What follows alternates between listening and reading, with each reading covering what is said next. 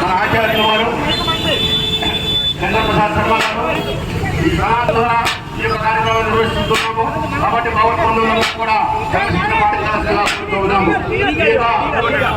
తిరుపతి లడ్డు నామాలతో మీ అందరూ కూడా గోవింద నామాలతో గోవింద గోవింద గోవింద గోవింద గోవింద వెంకటరమణ గోవింద అన్నయ్య కొంచెం కొంచెం ముందు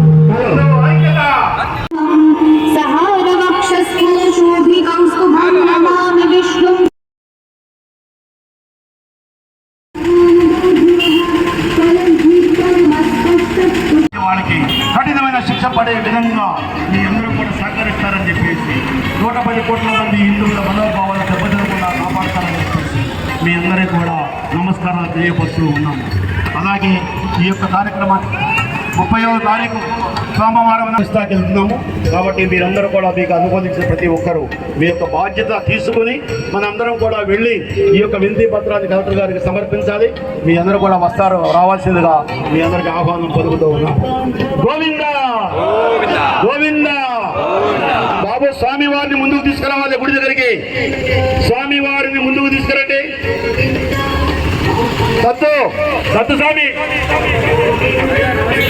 30వ తారీఖు 10:30 కలెక్టరేట్ ఎందు కలెక్టర్ గారికి వినతి పత్రం ఇవ్వడం జరుగుతూ ఉన్నది. ఈ యొక్క తిరుపతి లడ్డు మీద విశ్వ హిందూ పరిషత్తు, బజరంగ దళ్, అన్ని హిందూ సమాజం వర్గము కూడా ఏదైతే ఉన్నాయో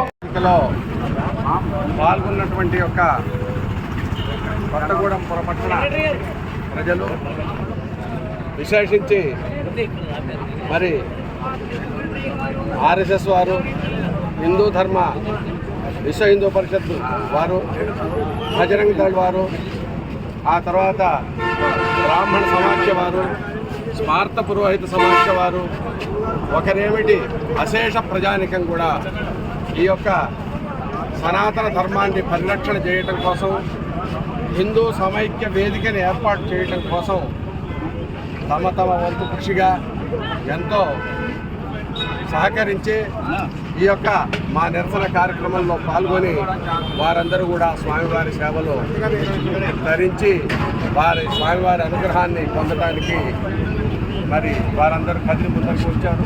వారందరూ కూడా పేరు పేరున కృతజ్ఞతాంజలులు సమర్పించుకుంటూ నినాదం ఒకటే: ఈ లోకాన్ని సుభిక్షంగా, రక్షగా, సనాతన హిందూ ధర్మాన్ని పునఃప్రతిష్ఠితం చేసేటువంటి ఒక సమైక్య వేదికను ఏర్పరిచి ప్రభుత్వాలు తదనుగుణంగా మా మనోభావాలకి తగినట్టుగా నడుచుకుంటూ మరి ధర్మాన్ని పునఃప్రతిష్టాపన చేసి యావత్ జీవకోటిని సుఖశాంతులతో వర్ధిల్లే విధంగా ప్రజారంజకమైన పరిపాలన అందించాలని మేము కోరుకుంటూ ప్రతి హిందువు కూడా ముందుగా ఉండాలని కోరుతున్నాను. జై శ్రీమన్నారాయణ.